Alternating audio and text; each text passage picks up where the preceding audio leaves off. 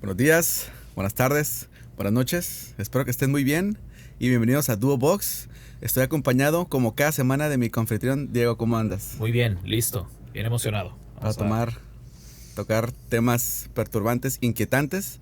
Si es la primera vez que nos escuchan, les hacemos de su conocimiento que ya tenemos 3 episodios muy buenos. Hablamos de cosas paranormales, de crímenes reales y de avistamientos de ovnis. La verdad que está muy muy bueno. Vayan a checarlo. Nos pueden encontrar también en Instagram y en YouTube como Duo Box Podcast en las 2 redes sociales. Y sin más que decir, les dejamos el capítulo número 4. Que lo disfruten.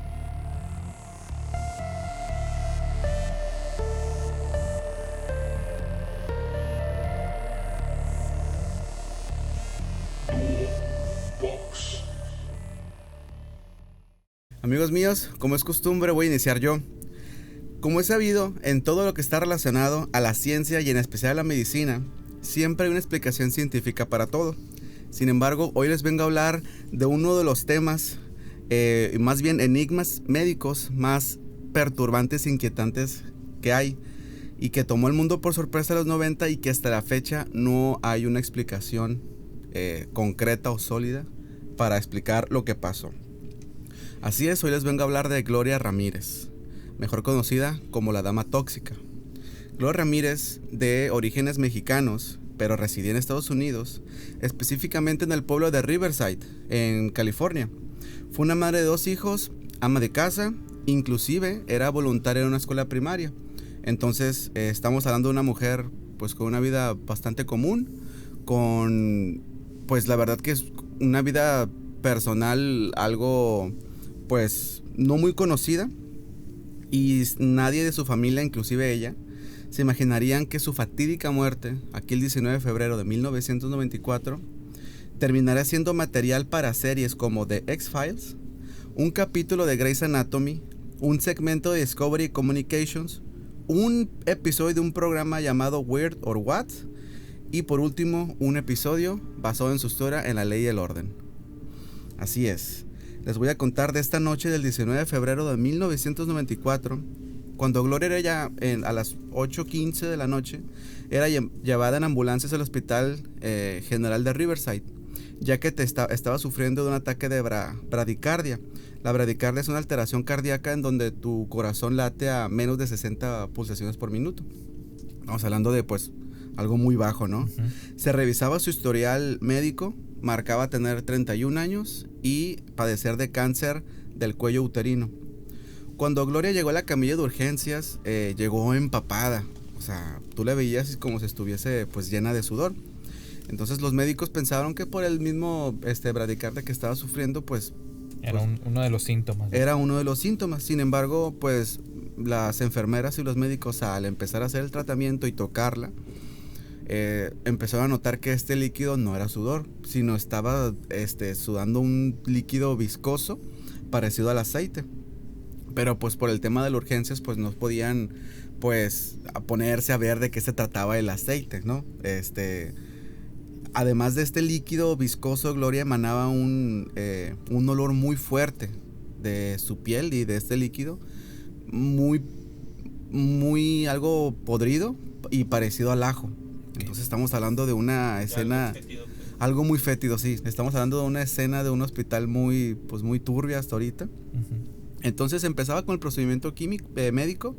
Una enfermera registrada llamada Susan Kane trató de extraer la sangre del brazo de Gloria Ramírez y notó un olor parecido al amoníaco. Yo personalmente nunca he olido el amoníaco, pero decían que era como aceite, como hirviendo, frito, y con cloro. Estamos hablando de algo muy, muy tóxico y muy, pues muy fuerte para la nariz humana, ¿no? Obviamente. Claro. Entonces esta enfermera no pudo seguir con el procedimiento. Entonces le pasó la jeringa a una médica que más adelante van a ver su historia, sí, llamada Julie Gorchinsky. Okay. Era una médico residente y se percató que la jeringa de su compañera que había usado para sacar la sangre de Gloria Ramírez, en el tubito de la jeringa tenía, además de la sangre, partículas amarillas dentro de la sangre de Gloria Ramírez. Okay. Entonces, para este punto, ya había visto eso y había olido que emanaba un olor muy fuerte de amoníaco, parecido al amoníaco. Okay. Entonces, Julia Korchinski, al quererle calmar a su compañera porque se estaba mareando muy fuerte, ella no pudo ni caminar cuando se desmayó. Estamos hablando de una médica, un médico residente de muchos años que no pudo soportar ese olor. Okay. Entonces, ya te imaginas la sala de trauma, todos agarrándola para que no se mareara, cuando uno de atrás no pudo tampoco también cayó. aguantar el olor y también cayó desmayado. Estamos hablando de Maureen Welch. Estos nombres sí pasan a ser algo importantes más adelante. Otro personal, como pudo, dentro de toda la sala de emergencias que se estaban cayendo, desmayando con náuseas, pudo presionar el botón de emergencias para evacuar a todo el personal de la ala del hospital. Okay. Entonces llegó el personal que se especializa en artículos o procedimientos radiactivos, esos que traen el traje completo. El traje completo, y ayudó a sacar a todas las personas como pudieron, imagínate. Sí, ándale. Y sacó a toda esta gente, y nadie pudo auxiliar a Gloria Ramírez. Imagínate la escena de todos los pacientes con todos los médicos, residentes, pacientes, enfermeros, cayendo, sí. todos cayendo, y los sacaron al estacionamiento y con una catcher hacía todos limpiando, porque ya era un olor que no era pues nada normal, obviamente. Okay. No era amoníaco, ¿no? Entonces los pacientes que estaban conectados así en el estacionamiento y todos auxiliando a estas personas que tuvieron contacto con los enfermeros que atendieron a Gloria. O sea, ni siquiera era directo con la fuente. Exactamente. Eran, además de los médicos, eso que te mencioné, los poquitos que tuvieron contacto con ellos también estaban infectados y con náuseas y con mareos. Wow. Entonces, era todo un caos. Imagínate este estacionamiento.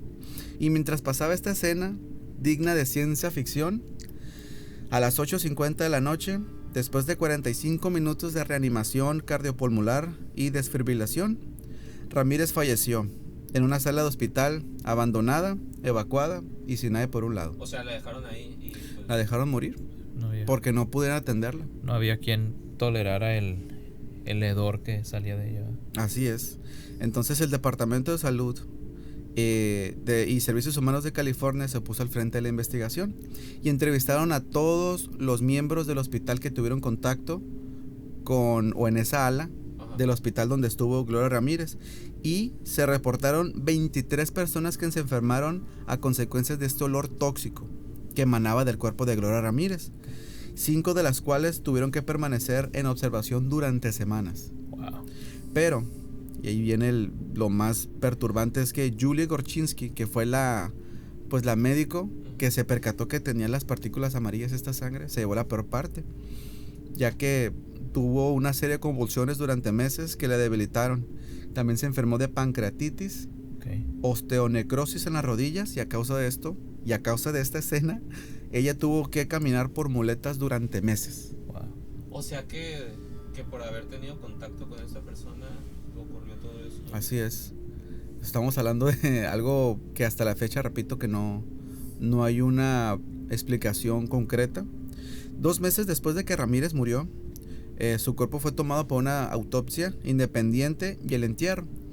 La familia Ramírez no se tragó mucho la historia del hospital y contrató un patólogo especializado, pero tampoco pudo determinar la causa de muerte, ya que el hospital les decía que fue un fallo renal a causa de este cáncer.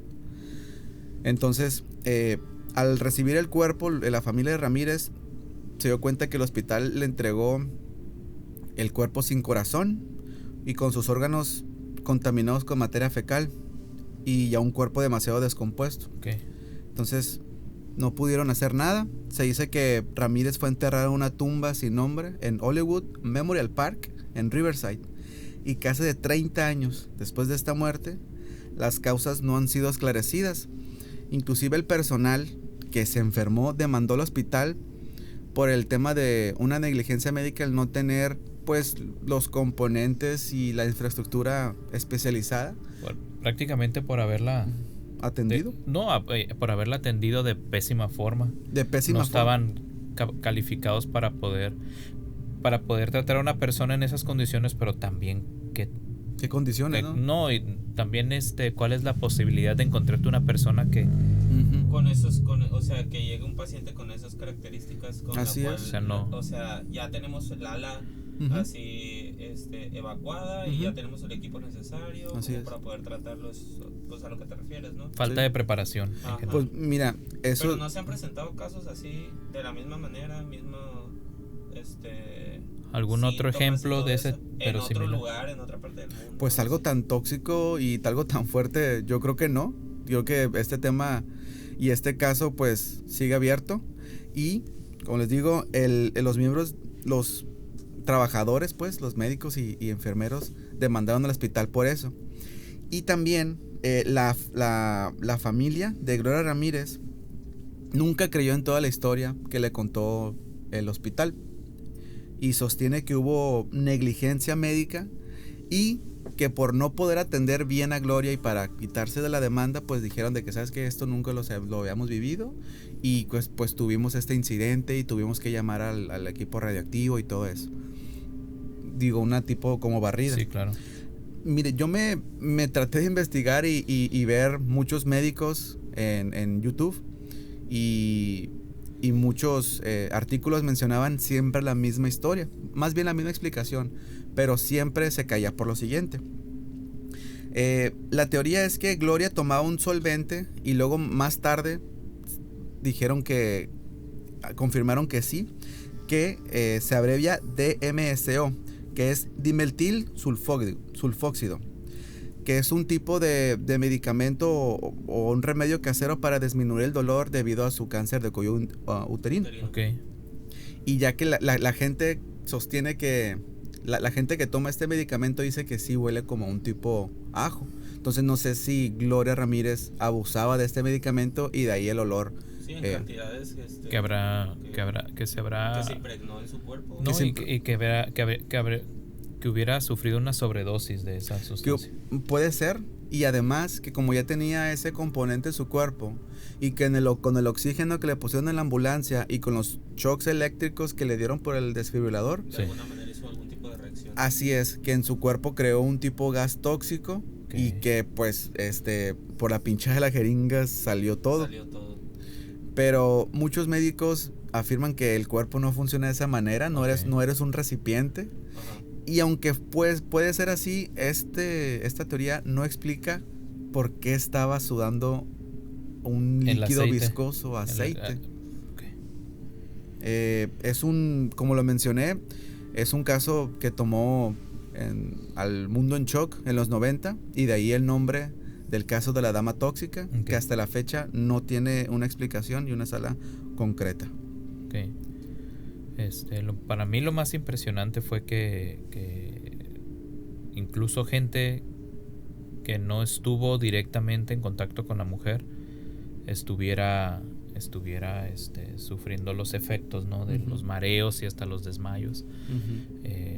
Y pues pobre de quien sí tuvo un contacto directo con la persona, pues sin saber lo que le esperaba, ¿no? Oye, familia, o sea, la familia pues fue y todo, pero ella no tuvo contacto con familia o algo así antes. La familia, como te digo, recibió el cuerpo y no en las mejores condiciones como para que pudieran contratar a un patólogo pues especializado y tener su propia versión.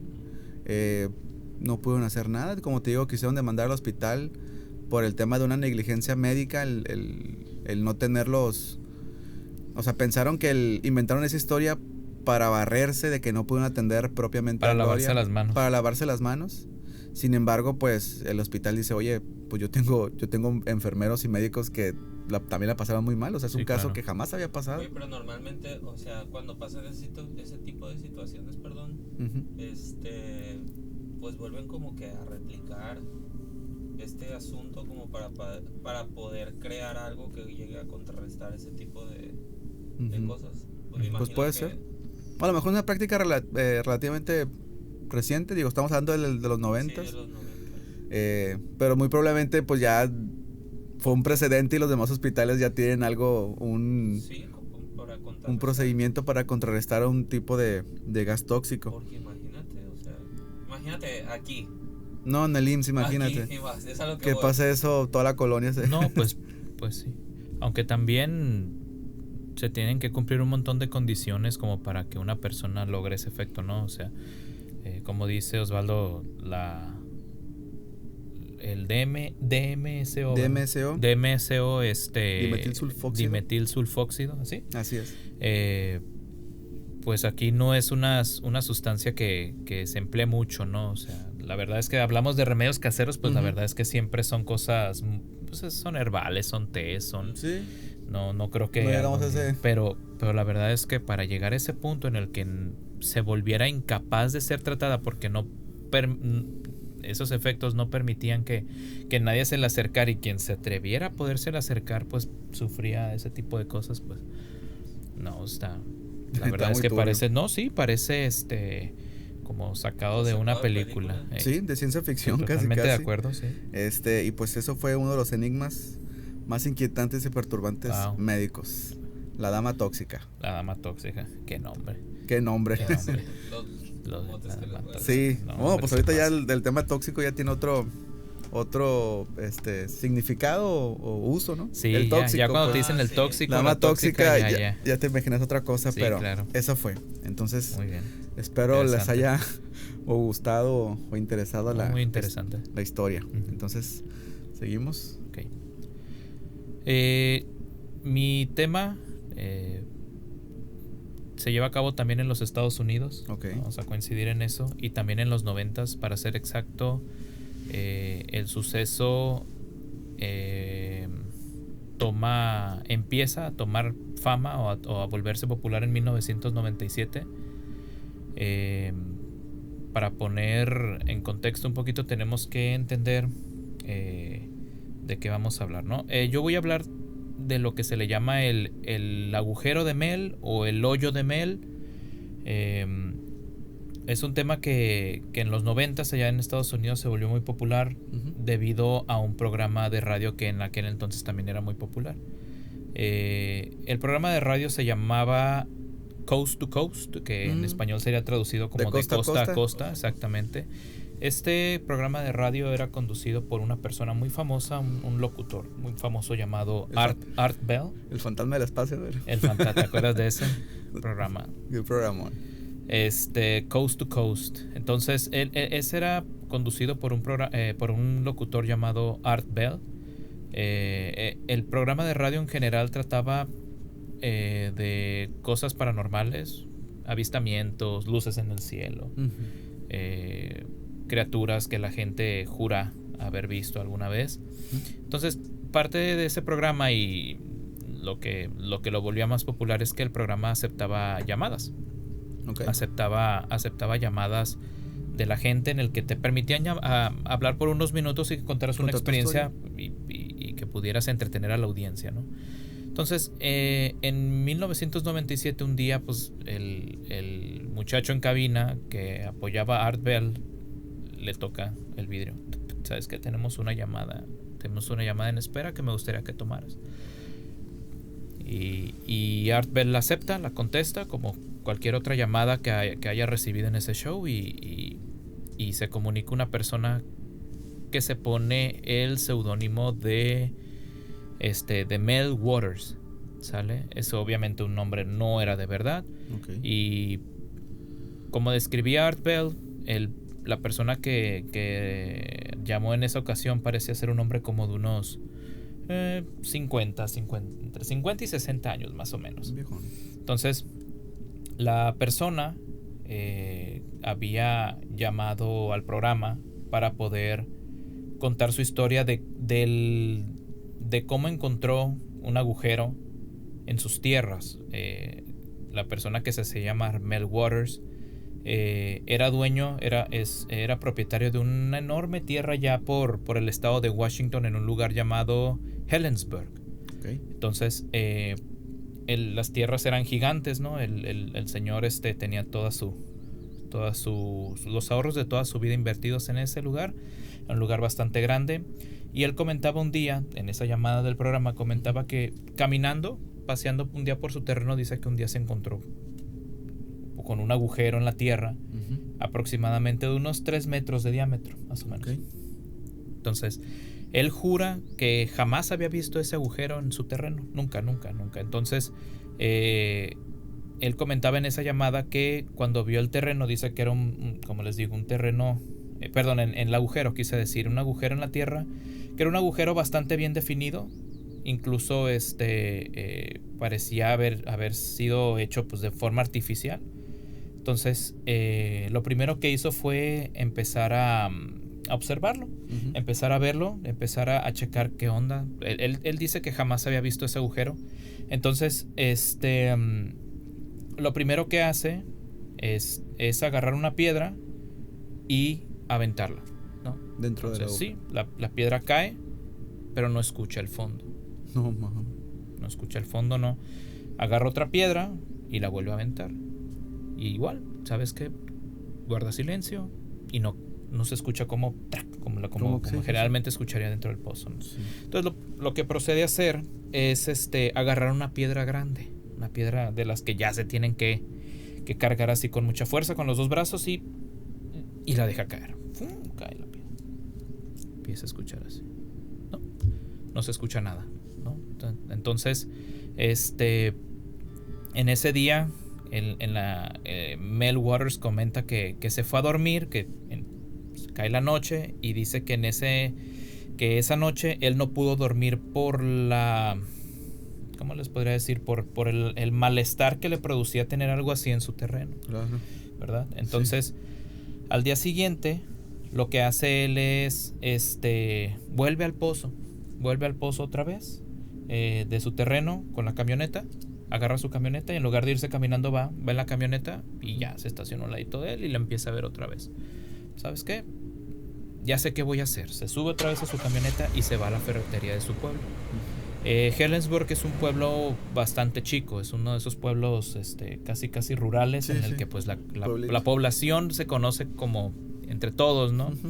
Pues va a la ferretería en su camioneta y le hace un pedido pues que el señor de la ferretería la verdad no esperaría. Le dice, ¿sabes qué? Véndeme toda la soga que tengas.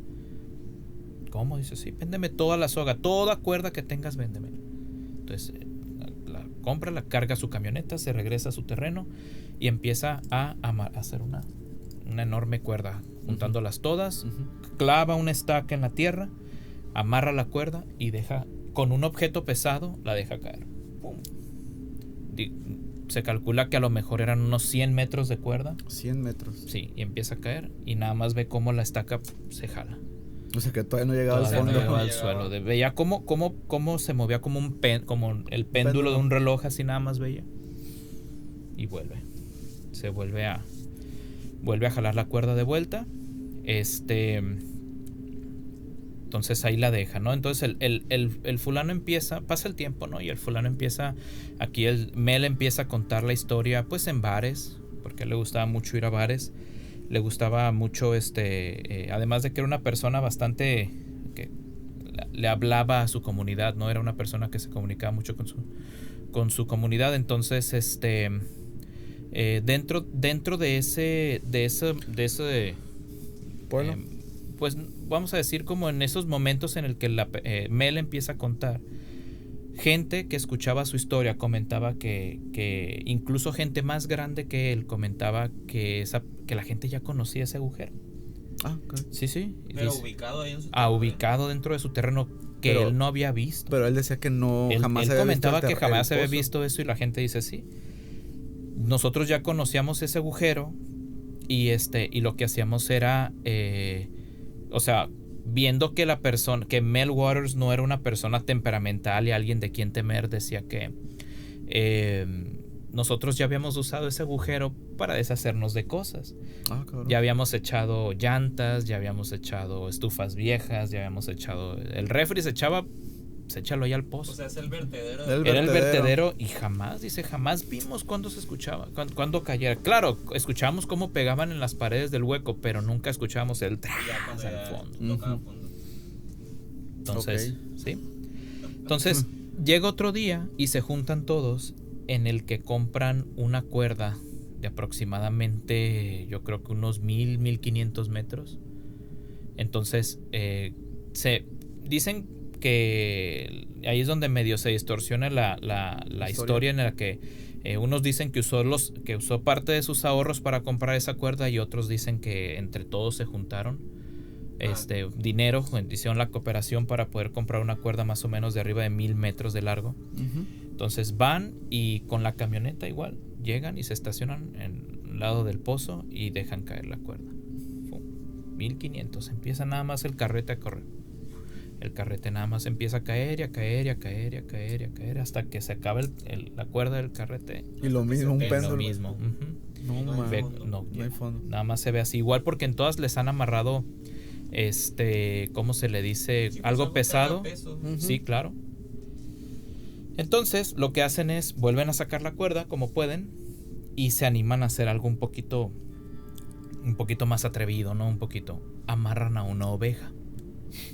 Agarran una oveja, la amarran a la misma cuerda y la dejan caer. ¿Qué culpa tiene la oveja? La dejan, sí, que se baje el Mar Waters, ¿no? La dejan caer poco a poquito y nada más se oye el eco de la oveja al fondo, ¿no? Sí, hasta que empieza un alarido de la oveja. Empieza a gritar la oveja. Sáquenla, empiezan todos a sacar rápido. Entonces, como pudieron, sacaron de la cuerda de la oveja, sacaron la oveja dentro del pozo jalando la cuerda, y cuando subieron la oveja estaba hecha pura carne. No, mames. Pura carne. Dicen que la oveja empezó a alaridos y que en cuanto la sacaron pues ya era muy tarde. No saben qué. Se contaba Mel en la llamada que nunca supieron qué fue lo que le hizo eso a la oveja, pero parecía que la habían volteado de alrededor. No mames. En los minutos que duró así, nada más empezó a gritar. Pero cuando empezó la oveja y ese rollo, pues me imagino que rápido la sacaron, pero no sintieron. Pero yo que la habían bajado un chingo de metros para abajo, y en lo que la subían, pues no, ya. Imagino que no fue inmediato la reacción. Yo creo que ya había bajado bastante. Yo me refiero como, bueno, yo me acuerdo cuando hace mucho que iba a pescar, o sea, sientes la tensión de que te están jalando, pues entonces era lo que me refería. Yo creo que de ahí se inspiraron de más o menos usar una cadáver que había abajo. Ahora, cuando logran subir a la oveja, porque en ese entonces, cuando estaban bajando a la oveja, no nada más era Mel Waters, era él y los vecinos, ¿no? Entonces bajan la oveja, pasa lo del alarido, la vuelven a subir, y cuando acuestan lo que quedó de la oveja en el suelo, había una persona que sabía, ¿no? De ganado, y ¿sabes qué? Empiezan a checar entre toda la piel y la carne. O sea, como el veterinario de ahí del casi, entonces dije, ¿sabes qué? Te pasaste de lanza, dice, enviaste una oveja que estaba preñada, dice. No, man. Y le dice Mel, no, esta oveja no estaba preñada, dice, jamás mandaría una oveja preñada para abajo, me aseguré. ¿Por qué? Porque obviamente no mandas un animal en el que tú tengas invertido, ¿no? Claro, dinero, entonces. Si tienes ganado y todo. Pues en general no metes un animal, ¿no? Pero si vas a meter un animal, no preñado. Total que entre las tripas pues salió en el vientre, parecía que estaba preñada la oveja, ¿no? Entonces la persona que lo estaba revisando saca un cuchillo y abre, ¿no? Entonces lo que se dice dentro, o sea, lo que estaba dentro lo describe la persona ahí como si fuera un feto de algo, pero no de oveja. Que estaba dentro de la oveja. Estaba dentro de la oveja. Okay. En ese tiempecito que estuvo ahí abajo. Así es lo que comentaba Mel Waters en la llamada, de que cuando empezó a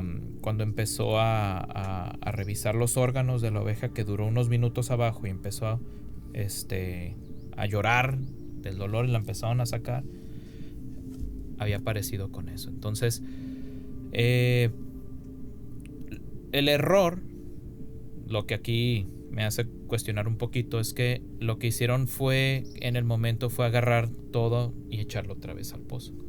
Agarraron el animal y en lugar de conservarlo para lo que quedó del animal, estudios más adelante, exactamente, en la reacción lo echaron otra vez al pozo. ¿Sabes qué? Pues tira eso. Y lo echaron otra vez al pozo. Entonces pasa el tiempo Y pues después de ese evento, al ser un pueblo chico, pues se corre la noticia. Se corre la noticia y lo que Mel consideraría como lo peor que le hubiera pasado en su vida. Porque si bien era un suceso que nada más el pueblo conocía, o sea, ciertas personas del pueblo conocían, al estar pasando la voz,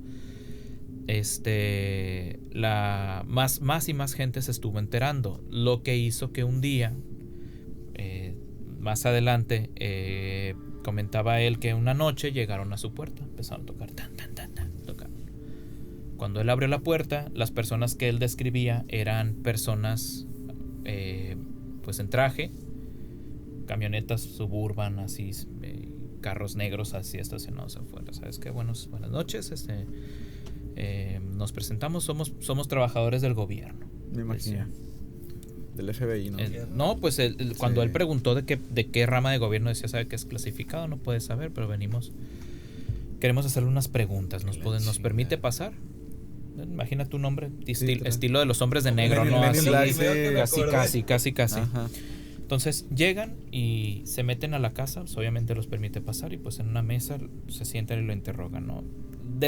Decían varias preguntas muy extrañas y de las que él se acuerda fue que si no escuchó gritos dentro del pozo, imagínate cómo. Oye, pero todo esto después de que él contó eso. Sí, después de que, ¿no? Sí, claro. Sí, pues es que se hizo viral la noticia. O sea, la llamada que hace fue tiempo después de todos estos eventos, ¿no? Entonces, llega, se sienta y empiezan a hacerle preguntas, como les digo, les hacían varias preguntas bastante incómodas, entre ellas si él no había escuchado gritos, gruñidos, sonidos extraños que vinieran dentro de ese agujero. Él decía que no. Entonces, toda pregunta que él trataba de hacer de vuelta, siempre le comentaban que no le podían contestar ninguna pregunta, que porque era clasificado, que usted no puede hacer preguntas, las preguntas las hacemos nosotros. Entonces, lo que pasa después es que el gobierno le ofrece un dinero para comprarle las tierras. Okay. Sabe que véndanos la tierra y váyase a vivir a otro lado, ¿no? O sea, le convendría, le vamos a dar una cantidad que según ellos consideran suficiente como para comprarle sus tierras. Él decía que sí aceptaba, pero que le dieran tiempo. ¿Por qué? Porque él sabía que si el gobierno te compraba las tierras, el gobierno generalmente no te da lo que podrías ganar si le vendieras la tierra a otro particular. Sí, claro. Entonces, al pedirles que esperaran, pues la verdad es que con los días pasados, pues Mel recibía bastantes amenazas por parte del gobierno. ¿Amenazas por parte del gobierno? Sí, pues que, o sea, presión, más que nada, presiones, ¿no? Presiones. De que señor, sí, o sea, véndanos la tierra, y llegaban visitas y le llegaban, que se vendía, que se vendiera, que se vendiera. Con el tiempo, él accede. Él accede, sabes que no te vas a poder poner en contra del gobierno de los Estados Unidos, y dice, ¿sabes qué? Te lo acepto, se la vende. Entonces el gobierno se queda con la tierra. Mel recibe el dinero, y lo que se dice es que él se fue a Australia a vivir. Se va a Australia con toda su familia, porque él era como les digo, un hombre ya mayor, tenía su esposa, tenía hijos, y se va a Australia a vivir. Okay. Bueno, entonces no se sabe mucho después de lo que pasó de Australia, estando en Australia. Unas personas dicen que ahí es donde, al ser una historia bastante contada, pues llegan las clásicas distorsiones. Claro. Entonces se dice que de la nada el dinero que le iban a estar depositando a Mel se le corta ya estando él viviendo en Australia. Entonces lo que pasa luego es que él toma un vuelo de Australia de vuelta a Estados Unidos para poder reclamar, se mete a la tierra que él había vendido, y que pues lo sacan a palizas, ¿no? Entonces, eso es lo que cuentan unos. Los otros que cuentan la historia dicen que se quedó en Australia y ya no se supo más de él. No, pues Ahora, lo silenciaron, ¿no? El último episodio, porque para esto, cuando hacía la llamada de Bell, con Art Bell, cuando estaban hablando, la verdad es que estaban... Durante la llamada en el programa, este episodio del agujero de Mel duró varios episodios del programa. Ok. Sí, o sea, mantuvieron contacto. Entonces, el último episodio no lo contó, o sea, no, ya Mel Waters no estuvo en el episodio. El último episodio solo lo contó Art Bell. Y él comentaba que al ya no tener contacto con Mel Waters, con el ex dueño de la Tierra, él dice que empezó a investigar por su cuenta, el locutor de radio empezó a investigar por su cuenta a ver qué información podría obtener de internet. Entonces, ya para terminar, donde acaba la historia es que antes de Google Earth existía un programa de fotografía satelital que se llamaba TerraVision. TerraVision y Terra, creo que se llamaba TerraVision. Y era un programa, era una página de internet en el que ellos ponían fotografías de la Tierra, varias partes de Estados Unidos, perdón. Claro, la calidad no se comparaba a lo que hoy es Google Earth, ¿verdad? Entonces, cuando Art Bell quiso ver exactamente la región en la que se podría creer que estaba el agujero de Mel, en la fotografía se puede ver que la parte donde se puede encontrar el agujero de Mel hay un rectángulo negro tapando ese. O sea, lo bloquearon. Okay. No se ve. Está censurado, para ser exacto. No lo muestran. Más que no se ve, es mejor decir no lo muestran. No lo tienen censurado. No, o sea, no quieren. ¿Y ese TerraVision? Es un programa independiente, pues. No es un programa gubernamental. Pues yo creo que es privado, no es gubernamental, pero. ¿Todavía existe? La verdad es que no creo. Normalmente se compran licencias y todo sí, eso, claro, para tener acceso único para poder hacer este tipo de modificaciones. Igual, de todas formas, sí sabes que a pesar de que Google es una empresa privada, en Google Earth realmente hay partes del mapa en Estados Unidos que están pintadas de negro. Sí. Hay fotografías satelitales que el gobierno de los Estados Unidos no le permite a Google mostrar por seguridad nacional. Sí, hay muchos casos. Entonces, cuando empezaron a triangular la ubicación, para poder que el locutor Art Bell mostrar un último episodio, él comentó que por su cuenta, pues él no pudo encontrar nada porque la información estaba censurada. Y hasta la fecha no se sabe nada de eso. No se sabe nada de eso. Ahora, se dice también que ese agujero no es el único que existe y no nada más en Estados Unidos. Se dice que también en México hay uno también. Hay un agujero también y que está clausurado. Tengo entendido que se encuentra en el sur. No recuerdo no recuerdo en qué estado, si es en Guerrero. También hay uno muy similar, igual agujero que no se sabe cómo llegó ahí, no le encuentran profundidad, se tiran muchas cosas ahí dentro y que la investigación que pude hacer yo más o menos en internet era que la gente dice, sí existe uno ahí y lo tienen clausurado ya. Es que yo creo que pues sí debe haber más casos como ese. Si estos hombres de negro que trabajan para el gobierno saben de que aquí apareció uno, aquí apareció otro, vámonos. O sea, todos esos. Sí. Todos esos, ¿ustedes creen que no? Simplemente no llegan a revisar. No, y yo creo que, no sé cuál será el fin de que el gobierno quiso silenciar a Mel Waters. Y para qué comprar su tierra.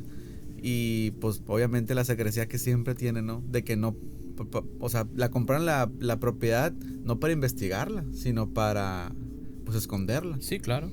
No, pues ¿para qué querrían la tierra? Pues apenas ellos saben. Sí, lo interesante fue que tuvieran la propiedad para investigar y luego informar, pasó esto, pero pues eso jamás va a pasar en Estados Unidos. Así es. Pues muy perturbante, muy misterioso el caso, me gustó. Pues nos podemos encontrar en YouTube y en Instagram como DuoVox Podcast. Este fue el episodio número 4. Espero les haya gustado. Adiós. Bye.